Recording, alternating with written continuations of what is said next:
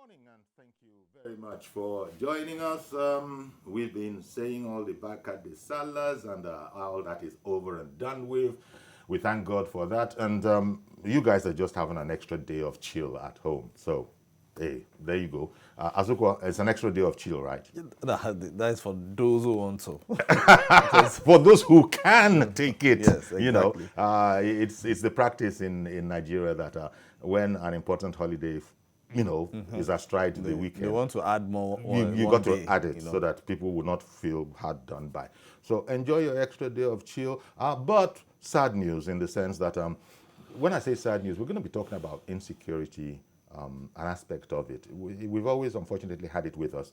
And so in the north in particular, last week there was the report of the convoy of the governor of Borno State, Professor Zulum. His convoy was attacked after he had been assured that, I believe, Baga, that he wanted to go and inspect, was indeed secure. And then there were dramatic YouTube videos of his convoy coming under fire. And he has spoken of sabotage, clear sabotage. Government is doing all that it needs to be doing. This is not about the president, so said Governor Zulum. This is not about the administration. This is clear sabotage. Okay, we'll come and look at that and the meanings he's put it into it. And this is against the backdrop of, the chief of army staff saying that, oh, we just got new equipment, by the way. He was explaining that to his people. Then yesterday, there was the other incident, right? Yes, the one in Plateau where an official of the NEMA, that is the Airspace Management Agency, was actually kidnapped and killed. The kidnappers actually demanded 10 million naira from the family. So the family negotiated to about 200,000. And in the process of trying to pay the money, they even paid the ransom, the 200,000, where they were supposed to pick up the official. What they found was his dead body, The corpse. and so I mean, this is an employee of just NEMA, within the staff quarters. Yes, right. Yes, it was actually picked up inside the staff quarters. So this is not a politician. This is not a millionaire.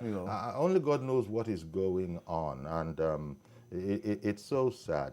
But just before we go over to Mr. Amaga, we have a couple of reports. Let's take the first report. Our Kulani Dala, Kolami is our TVC news correspondent. In Borno, yeah, Kolami Dala. Kolami Dala. Okay, over to that report. The entourage arrived at the government house, Maiduguri, and were received by Borno State Governor Babagana Zulum and his predecessor. In Borno today, on behalf of all our colleagues, today wish our brother and the good people of Borno happy Salah. And secondly, to show sympathy and express our commiseration with the incident that happened a few days ago. The Borno State Governor was quick to appreciate their visit and show of concern. Sympathizing with us over the recent attacks on my convoy that had happened in Baga a few days ago.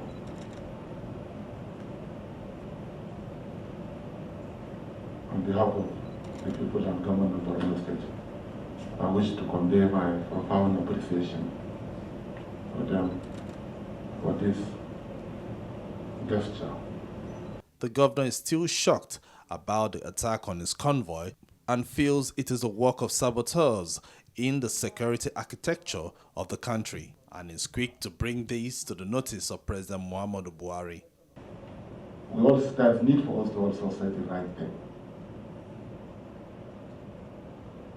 There is a sabotage in the system that will not allow the insurgents to end. The president has to know this very important truth.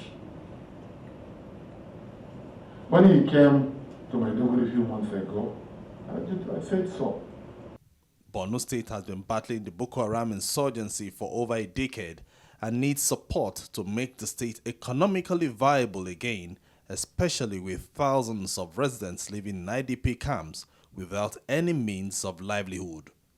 Sympathize with our colleague the governor of Borno State for the unfortunate incident that happened a few days ago at Baga, to encourage him and to also confirm to the people of Borno State that we are in it together. These challenges are for all Nigerians, and it's not just for Borno people. We'll continue to urge the security agencies to do more. We'll continue to urge and mobilize more funding to support both the security agencies, the resettlement, so that people can go back to their normal lives. Observers see the visit as timely and hope it will prompt a rapid response to ending the senseless war which has reduced the state to a shadow of itself. Thanks to Kolomidala there. As I said at the top of the program, we have Barrister Edward Amaga, who is a security expert. He's, thank you very much for joining us, Mr. Amaga. Thank you. The governor there, even from the incident itself, I mean, pictures within seconds or minutes of the incident that they're all commiserating with him, he was so sure that this was sabotage within the whole security architecture. First of all, I want to get your perspective on that, because there are those who are saying that this just beggars belief. All the resources we've thrown at it as a nation, all the equipment we have, all the expertise we have, and yet it is not getting better. The war against Boko Haram has been going on for over a decade now, and it's not getting any better. So there are allegations that there are some that are profiting by a continuation of the hostilities. First of all, give me your reaction to that. Yes, thank you very much for that question. The issue of terrorism in northeast Nigeria has been on for over a decade, like you rightly said. But as far as Borno State is concerned, we have been on the field. We've been walking around, the affected areas across the northeastern states. And what we observe is that the Boko Haram is more prevalent in Borno State. They are still there, doing what they have been doing havoc to Nigerians. And it is much more about the political leadership of Borno State. It is not much about the Nigerian military, as Governor Zulum is making people to believe. You will agree with me that the same Nigerian military that is there in Borno State fighting insurgency is the same Nigerian military that has decapitated the Boko Haram terrorists from other states like Taraba, like Adamawa, like Katsina, like other states, So why is it... Barrister, could you explain that a bit more, please? That it's not so much about issues within the security, within the security architecture, but it's more about the political leadership in Borno. So could you explain your understanding of that a bit more, please? Yes, talking about political leadership of the people of Borno State, we have Borno elders, we have Kanuri elders. You agree with me that Borno is much more of Kanuri people. We have elders there who call the Boko Haram insurgents their children. They used to tell us that they are their children and what can they do? Why have they not called their children to order? If your child is a deviant, if your child has gone astray, you have to call that child to order.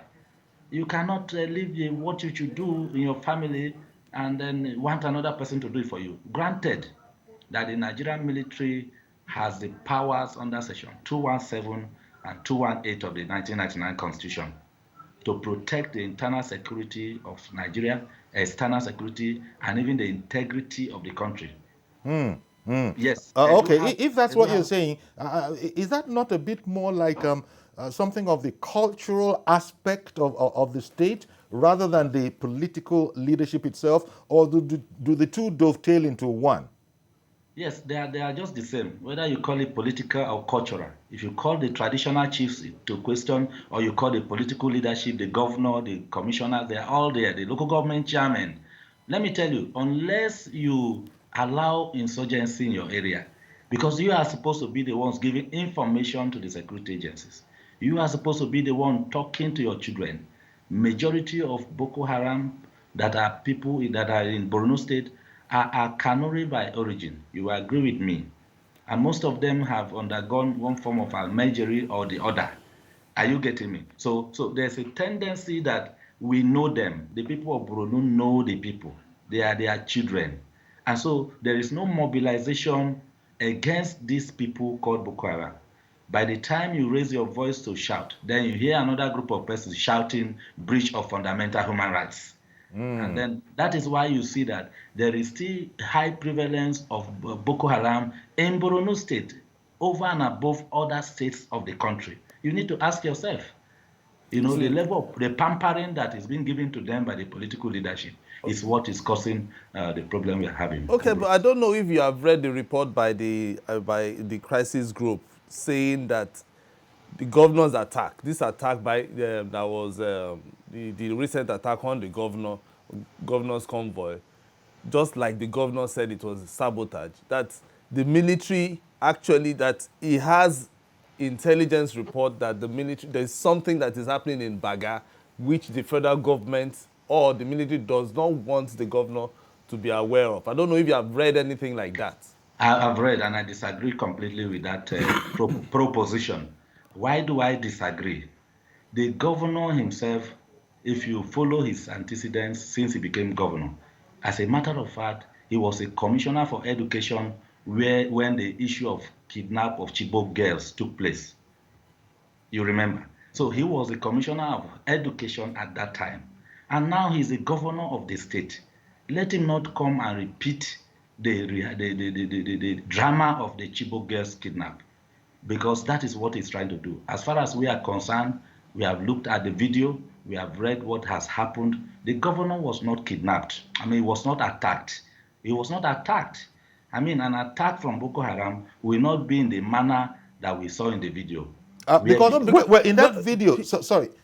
Because now from that video, the people who were there said it wasn't an attack on the governor by Boko Haram insurgents, but even it was by soldiers who didn't want the governor to actually go to Baga because of their illegal fishing, alleged illegal fishing activities in Baga. And you know, Baga is a fishing town community. That is why I say that the governor has been misleading Nigerians. You remember that in around January this year, on 20th of January, he visited the Lake Chad Commission. He visited the headquarters of Lake Chad, the Joint Task Force, to seek collaboration on how to fight Boko Haram. That is the job of Mr. President of this country. That is not the job of a governor of a state like Borno. You recall that the president has the powers under Section 5, Subsection 1 of the Constitution to go by himself, to detail ministers, or to detail any other official of government, of the federal government, not state, to go for that kind of meeting. So he's the same governor that we are still talking about, who went to solicit for help, that they need help to fight Boko Haram, even when he has no powers under the Constitution to have done so. He usurped the powers of Mr. President. The same governor is here again saying there is sabotage in the Nigerian military. Well, these are grievous allegations that you are making against the governor. But perhaps what I can take out of that is that you disagree with the governor's assertion that this is sabotage and the federal government needs to be aware of it and indeed address it. He did point out that soldiers were occupying farms. We've spoken also about the fishing, and that there can be no justification in his mind for that aspect of things. Why soldiers are not farmers like that? So soldiers are not fishermen like that, and that was the governor's allegation. Are you saying this is part of the whole? It's part of the whole rules we have been talking about. The governor wants the leadership of the Nigerian military to be changed or whatever. I don't know what he wants to achieve. Okay, And one moment, and please. Let me get an alternative perspective, because we've been joined by Group Captain retired Sadiq Garba Shitu. Thank you very much, Group Captain, for Shehu, I beg your pardon, not Shitu. Group Captain Sadiq Garba Shehu, retired. Thank you very much for coming on. If you've been listening, could you give us your perspective, please? The governor of Borno alleges sabotage within the military or security architecture. As you might have heard, our guest says he's not buying it. What's your perspective? Thank you very much for inviting me. First, let me say it is an unfortunate incident that happened when the governor was on visit. But having said that, in this back and forth, honest, I see a different perspective from the military side and another different perspective from the governor, who is a political leader of a state that is besieged by this operation. Now, he speaks of sabotage. In all honesty, looking at wars all over the world, the possibility of sabotage is always there. Because war is a place where people die. It's also an opportunity for some people to make money, either legally or illegally. Things are scarce. So people with power could become what is called war maker. However, if there are saboteurs, these saboteurs are acting against the interests of both the state governor and also the military, and by extension against the federal government. So in this, I see a commonality of interest between the governor and the military. If the governor has some information which makes him believe that there are saboteurs, I think the best thing to do is to bring this information to the attention of the military, because like I said, two of them have the same objective. Now, having said that, I can understand the feeling of the governor. Since Governor Zulum became a governor, I wanted to correct somebody who said he was Minister of Education. No, he was Minister of Reconstruction, Rehabilitation, and Reintegration. He knows all the areas in Borno State. And since he came, I think he has a single-minded objective.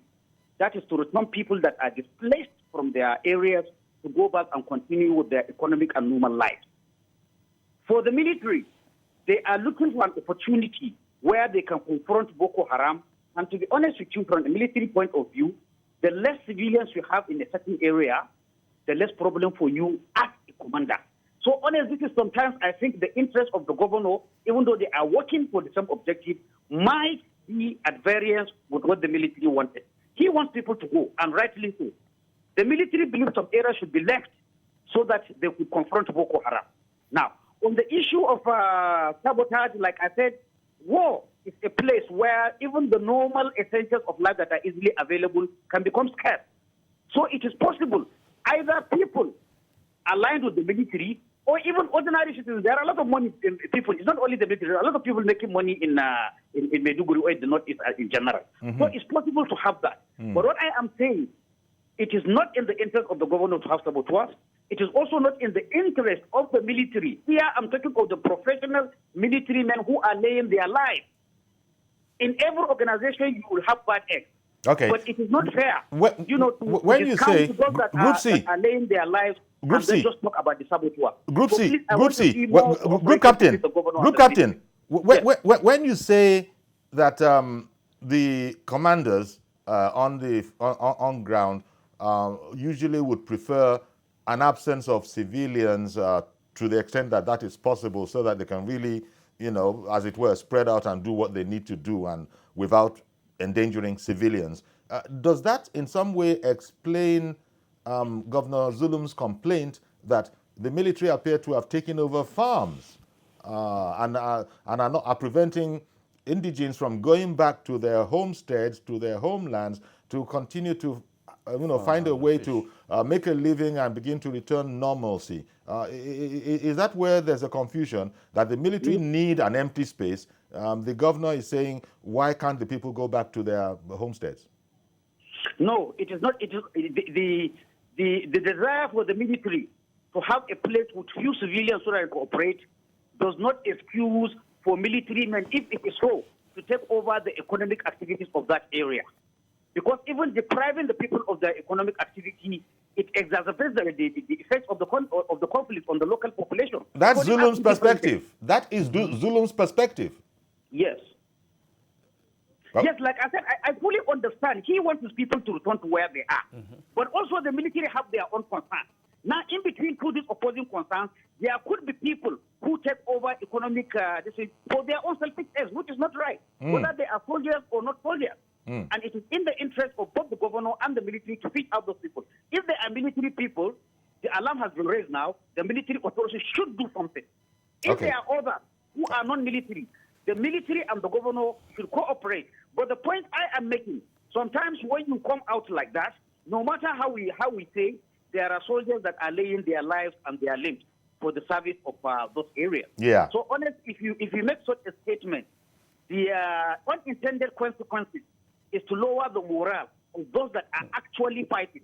I am not talking of the ones that are involved in illegal fishing or illegal merchandise. Those are two different things. But we should not throw away the baby and the bathwater. That's what I'm saying. Okay. And then back to you, Mr. Maga. Thank you for staying with us. Thank you. Okay, as you've heard, that's another perspective. But we did see a YouTube video.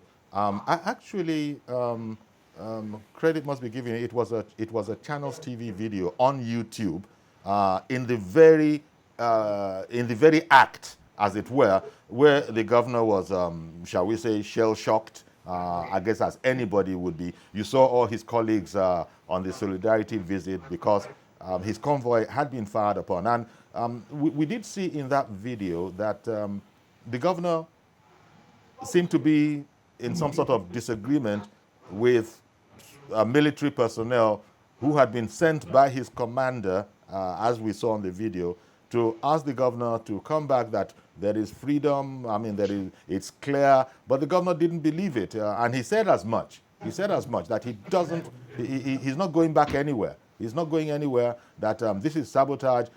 He had been assured that Baga was clear. How can it be that after you've said it's clear, he was being fired upon? So there are those areas. So taking on board Group Captain's Shehu's comments, it seems something of a mixed bag. What can the governor now do? Because you probably will agree that the governor, the military, the people, all of them have the interest of safety. That is true. Every normal Nigerian who has no benefit from the insurgency that is going on across the Northeast, we want to have peace. We want to have people return to their various communities and continue their normal activities. But let me remind you that before 2015, the Northeast was not as peaceful as this. The military has done so much. They have recovered a lot of local government, states. Right now there's no state or local government that is under the total control of the Boko Haram terrorists. I've been in Maiduguri, and I saw that activities are going on normally with foreigners, occupying offices here and there. So having said that, the issue of attack in Borno is like one pocket, incidents among the many achievements of the Nigerian military. And so there is a need, like Group Captain said, for this cohesion, this collaboration between the government of Borno State and the federal government of Nigeria. Okay, when you seemed earlier to be calling to question some aspects, or if not the motive of the governor, you had said that he was the Commissioner for Education, but that has since been, commented upon that wasn't actually accurate. Because he was the Commissioner for Reconstruction, Rehabilitation, and yes, the 3 R's. Yes, there are 3 R's. The 3 R's. And you had linked that comment to some sort of drama on behalf of the governor. Do you think this compromises your position a bit in terms of how detached you're being about this? Yes, I'm detached. Like you, I don't work for the military. I'm not a military personnel at all. I'm a lawyer, and I've been working around counter-terrorism issues across Nigeria. So I know what I'm saying. So it was just a factual error? Whether factual error by him not being Commissioner for Education. but at least you notice that he was a commissioner at that time. Oh yes, oh yes. And oh, so yes. somebody who was a commissioner and has become a governor of a state should know better what is going on in his state. And then he should know that there is a need for that collaboration between him as a governor, chief executive of the state, and the president commander-in-chief of the armed forces. And then the president commands the armed forces, not the governor. He must know that. He cannot be ordering the military to pack their load and go here or don't go there, when the order coming from the commander-in-chief of the armed forces is saying they should remain in this part of the country or the other.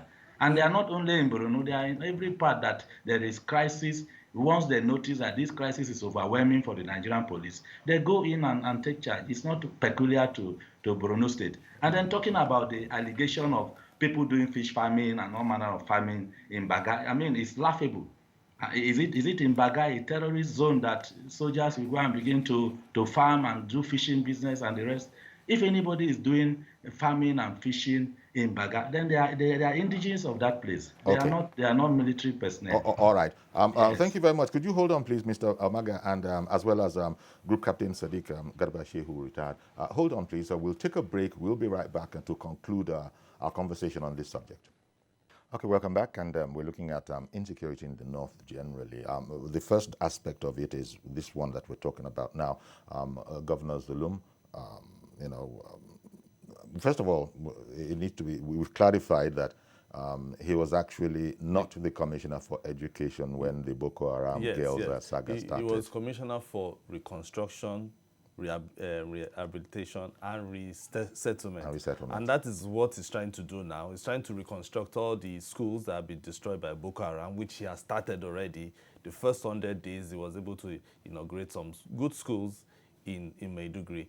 And he's also trying to resettle people back, take them back to their villages so that they go back to their normal lives. And that is what he's trying to do. So if he comes out and says that there's a sabotage, and note, he also commended the president. Not that he commended the president. He even commended the military. Yes, but we've also heard that, look, there is a, call it political if you want, but I said cultural, and our guests have said that, well, there's a sense in which those two merge, because the cultural is the traditional leadership, and there's a political aspect to that. Yes, so if there's anything that the governor will need to do to marry both the military and the cultural and everything together to see how peace can return, and so that his program of resettling people, materializes. I think from what they are saying, from what our guests are saying, it makes a lot of sense. I believe we still have Group Captain Sadiq Garba Shehu retired with us.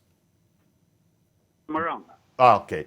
That aspect, well, I understand how the military around the world, whenever they're in a situation like this, they do pay due regard and respect to the traditions, the culture of the place that they're actually helping to liberate, because that's a foremost communication, and without that, you could actually have the people working against the military, and that's the last thing that they want.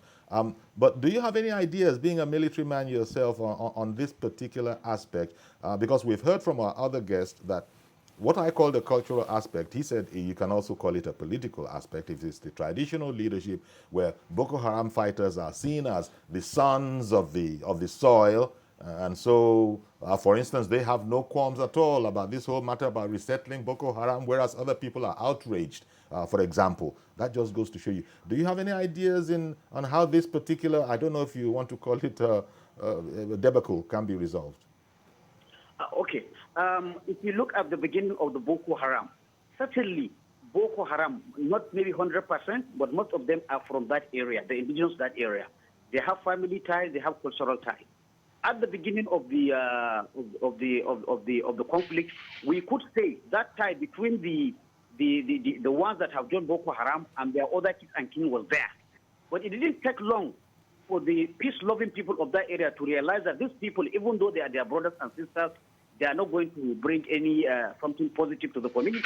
So there is that disassociation from the mostly peaceful people of that area and then the few errant ones that have joined Boko Haram. Now, having said that, still on this issue of Governor Zulum and the military, one lesson that should be drawn out of this.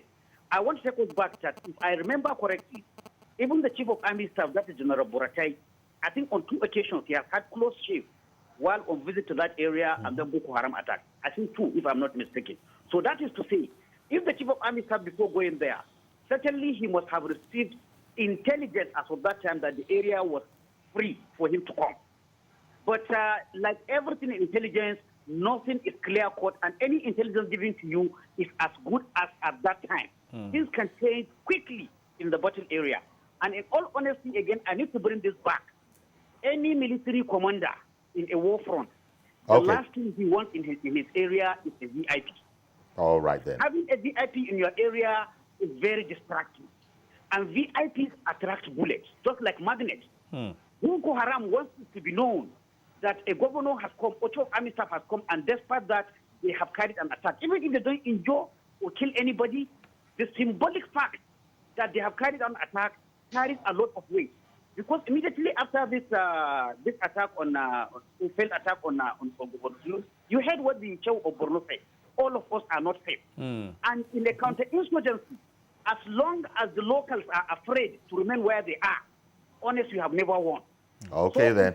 I want Group Captain, I want to thank you very much. We've run out of time now, but I want to thank you very, very much for the perspective that you have proffered, because it does help us understand it a bit more. And returning to you two on the way out, Mr. Edward Amaga, we've heard your perspective, and you say you're not buying the sabotage angle, but I imagine that I think you also said that if there is any hard evidence, this has to be put forward and made available to the authorities for an unbiased assessment. Yes, definitely. Once the governor who has been alleging sabotage in the military operations in his state, around his state, is sure of what he's saying, he should supply the information to Mr. President, because there's chain of command in the military. If you have information, you supply that. Look at Mr. A, Mr. B is a sabotage or a saboteur in the army, in the military, and then they fish the person out. Until that is done, what he's saying is speculation. He's just speculating and calling the military names, bad names, just to hang the military, and it's not fair. Nigerians are not going to be better off for it. The Borno State indigenes will not benefit from chasing out military operations just because the governor does not like the face of probably the Chief of Army Staff or whoever is in charge. It's not going to help. You have that assertion, but we did point out that you recommended the Chief of Army Staff. Yes. It doesn't matter whether he commended or not. This is politics going on.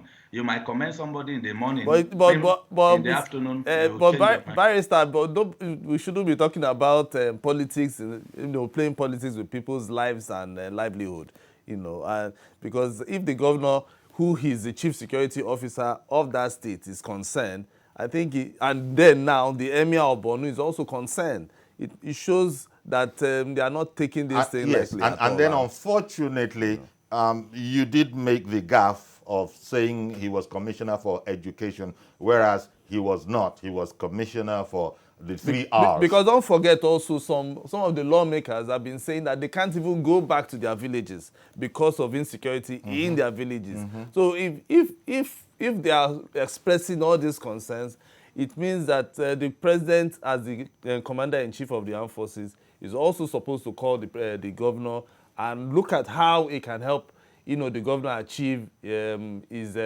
dreams, or even his aspiration of making sure people are resettled and reconstruction goes, and people, livelihoods are back to people. But for whatever it is worth, we take it, and we thank you very much. Thank you so much for making the time for us. Thank you, Mr. Amaga.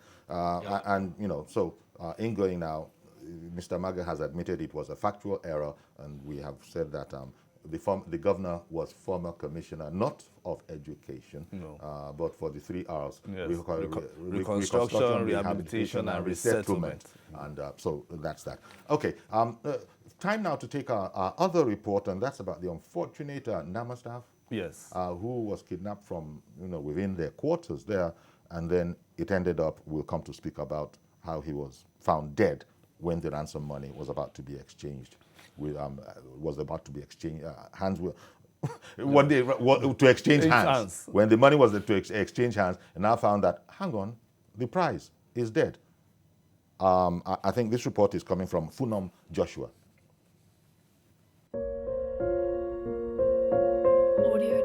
The Plateau State capital, Jos. Residents live in fear and never know when the next act of violence will erupt. The priority of government is to keep people and property safe, and in recent times have preached tolerance and peaceful coexistence.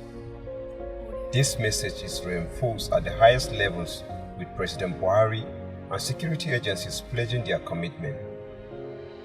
But what is the reason for violence and flashpoints?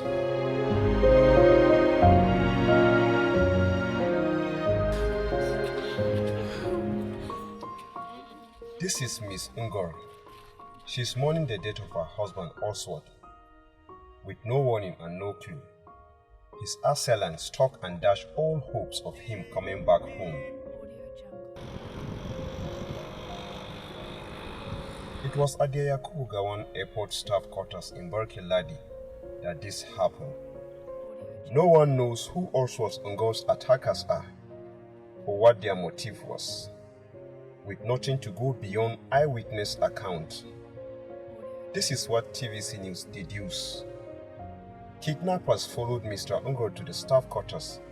They forced themselves into his apartment, shooting sporadically into the air to ward off help before taking him away. Not long after the government made their first contact with his relatives, they demanded the sum of 10 million naira as ransom, but agreed to collect 200,000 naira. The money was paid and dropped off at the agreed point in exchange for his safe return. That did not happen. Money paid and the relative goes to where he believed that Oswald Ngor had been dropped off to be picked up. Instead, his lifeless body was what had been left for his relative who had paid the ransom. We were in the house and we saw for unknown gunmen. They came to our house. They started knocking from this door. They knocked as we were open.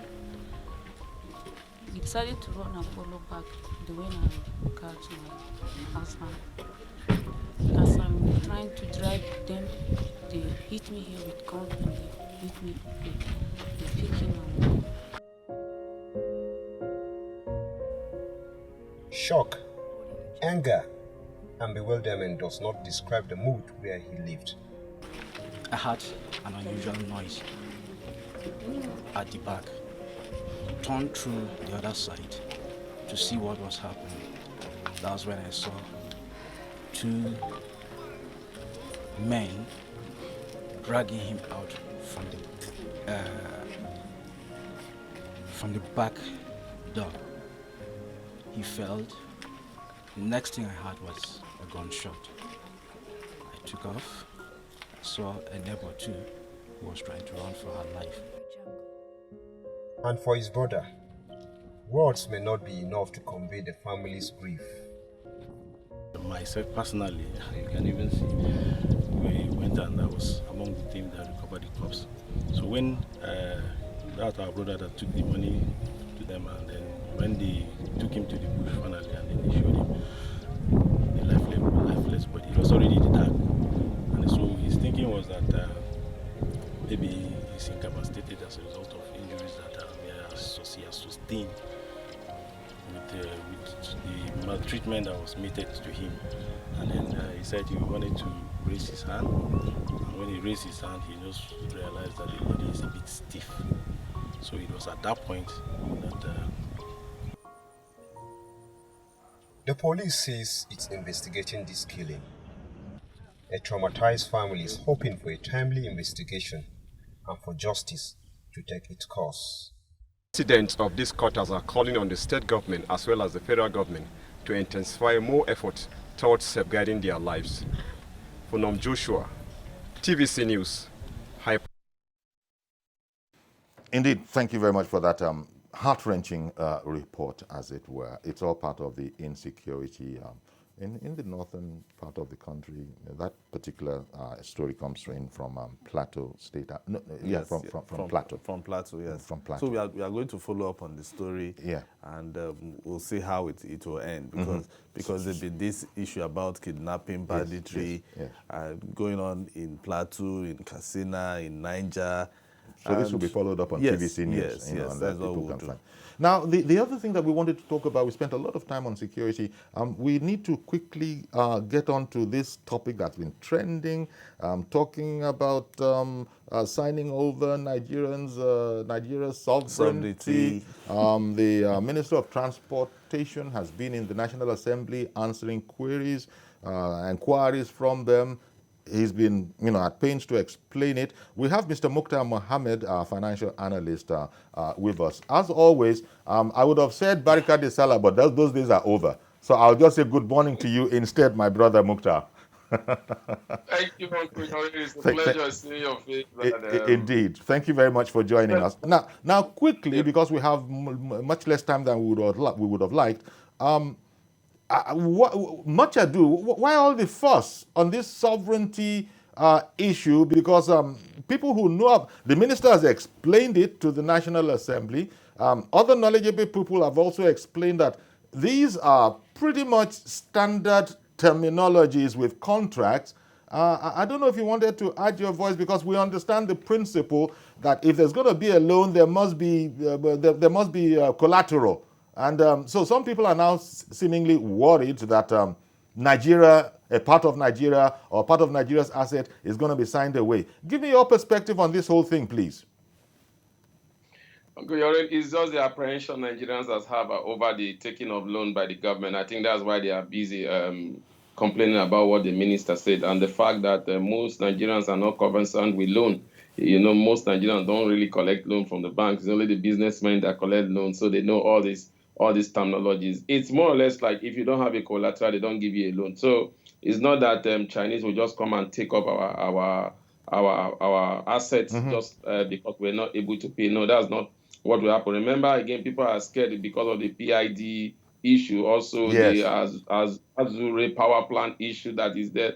I think all these things just happened the same time when the minister was defending the budget, and everybody is just apprehensive, especially the ordinary Nigerians. That those mostly people that you see are complaining are people that are right from the offset, they have not accepted that the government should collect loans. So they are seeing this as an avenue to begin to hit on the government that you are selling Nigerian sovereignty, because most of them have always thought like that, even before we had this loan issue. Indeed, because the loan, as the minister Amechi was explaining, is look for 2.8% interest, 2.3% interest, and 20 years moratorium. Where else are you going to get anything like that? And in terms of whether or not we are going to pay or are able to pay, the minister said that we are already paying. In fact, as I remember, the minister said we've paid close to $100 million. 500. Out of 500, we paid 96 million. Yes, yes. Out of the 500 million, yes, we've paid close to 100 million, which is something like almost 20% of the loan. So there is no way, seems to be the perspective of the minister, that we will not pay. And the minister put it maybe in some sort of a jibe to those who are criticizing that, he said he's a bit embarrassed. Okay, Mr. Mukhtar, let me ask this. Do you think the minister has every right, or should we be asking the minister those national assets that they use as collateral in such situation? Because I think that is where the fear is.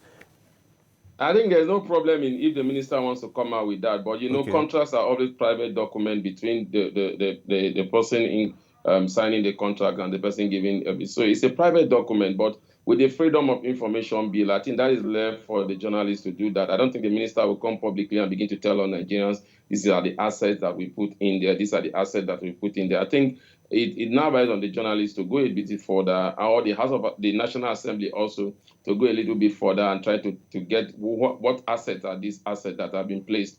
And from what we gather, most of those assets that have been placed are not assets that have not been placed before to collect loans. And some of them are also on the turn that we are going to give Chinese a lot of our crude oil. And so those things doesn't have any basic until the minister can come and tell us, because the challenge we have is that contracts are also signed between two parties. Unless you ask for those information, you don't get it like that. So it's based on the journalists to begin to use the Freedom of Information Bill to get some of these assets that are used. It's not only in this, there are a lot of it also. The fear is about what happened in Zambia, where the Chinese are now the ones controlling the broadcast industry. They are the ones controlling the airport, and so Nigerians will really be apprehensive about it. So, and the minister is also saying something about that there is no need for this probe. Yeah. Well, the minister had cautioned.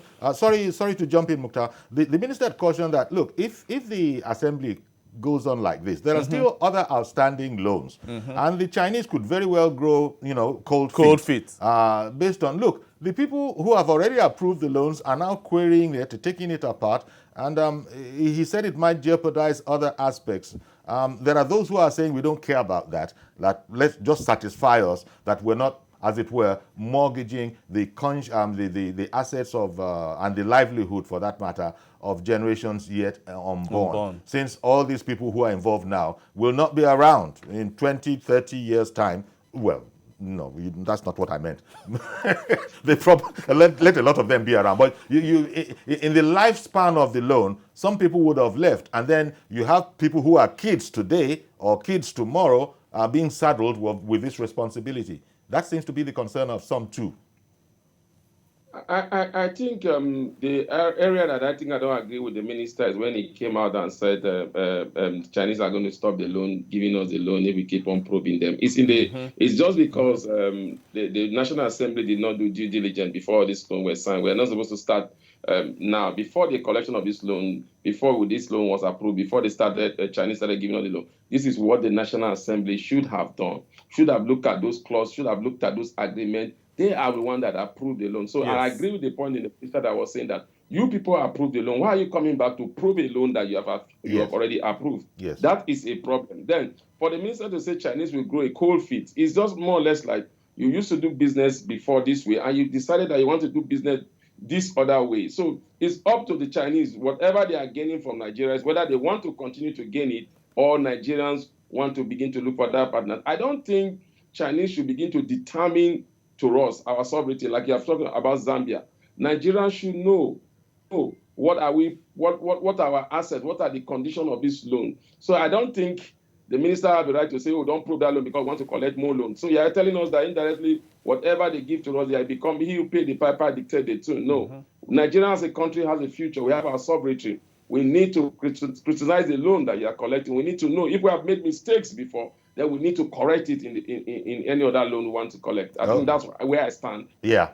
And I think the minister seemed to be making the point, as I was reading a report, I actually watched the minister's session in the National Assembly, but I was reading the report about it, and he had made the point that, look, it's responsible governments will not go into contracts that they cannot, as it were, execute. In other words, pay back. So there's absolutely no way, from the point of view of the minister, that we won't pay, that we can't pay. We have the capacity to pay. And it was in that context that he mentioned that we've already paid, we are paying as we speak now, and that we've paid something in the region of almost 20%. And here we are. And they had things as a 20-year moratorium. So, the National Assembly, I take what you've just said, that maybe they should have, been up and doing earlier, but they say that it's better late than never.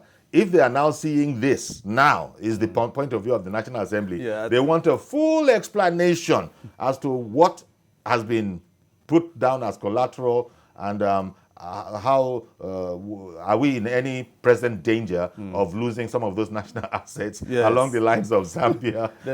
Then I think it was also the choice of the minister by saying that you have to waive your immunity. Yeah. You understand? Yeah. Now that's another point that we won't have the time to get into, and probably, everybody sort of has a rudimentary knowledge about it, but maybe we'll get a lawyer to talk to us about it. This whole matter of sovereignty. Yeah. It's about no. The thing is, the general principle of international law, which is like the peri non habeta imperium. No sovereign authority can exercise powers or sovereignty over another sovereign authority. It's not, that one is settled. That is the general principle of international law. But I've heard senior lawyers explain that there's a commercial aspect. This is a commercial transaction. So if it's different from a political kind of transaction where diplomatic immunity comes into play.